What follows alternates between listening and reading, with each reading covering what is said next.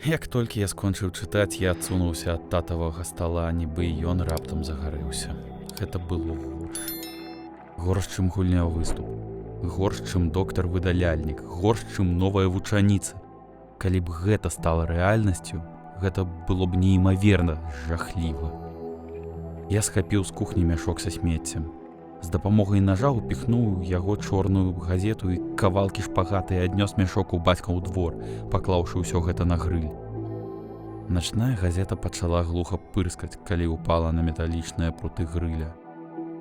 Я скруціў вечка бутэлькі з вадкасцю для распальвання і перавярнуў яе. Яшчэ да таго, як вадкасць выйшла з сопла, чорныя старонкі пачалі скручвацца, разбівацца на дробныя кавалачкі і ўсплываць. Я ўсё роўна разліў вадкасць для распальвання, але калі яна трапіла на грыль, ад газеты нічога не засталося.